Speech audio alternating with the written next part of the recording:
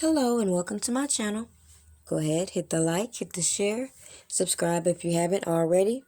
This is just going to be a quick clip so you can get a glimpse as to what was going down in this Rittenhouse trial that I feel is a little bit hypocritical considering other trials we've seen proceed and how they're calling out the bias being displayed here, and we've seen so much bias playing out using social media in other trials. Watch this. For me, not for you. My understanding of You should have come and asked for reconsideration. You did on the one motion, and in fact, I granted your motion for reconsideration. That was not a motion. Excuse me. I did. I granted. We did not move that to was reconsider. Their motion. We have not filed any me. motions to reconsider in this case. That was their motion for reconsideration, which I denied. But I said I denied it, or I indicated a bias towards denial is what I did. Held it open with a bias towards denial.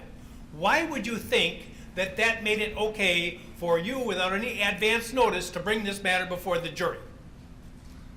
I was astonished when you began your examination by commenting on the defendant's post-arrest silence. That's basic law. It's been basic law in this country for 40 years, 50 years. I have no idea why you would do something like that. And it gives, well, I'll leave it at that.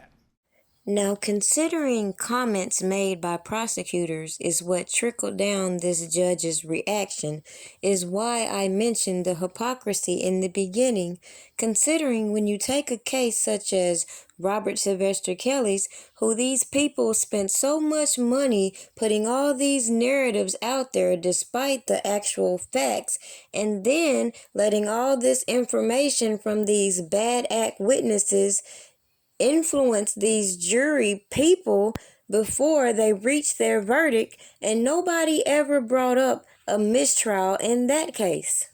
Even though the judge had insinuated that a specific witness could be impeached, even though the witnesses were all over the place with their testimony, not proving RICO, and the fact that all these sidebars and extra information between these people were displayed in front of the jury, again tainting their perception.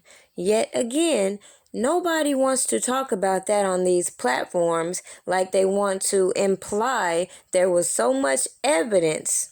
So to wrap up my thought process revolving what I feel about what I saw, it's interesting looking at all these other different reactions based on similar things and similar perceptions, when at the end of the day, why is it okay for certain individuals to use technicalities to get out of their case? Meanwhile, when people say that same thing towards other individuals, the black community is still ready to condemn the individual and not see where the flaw in justice is.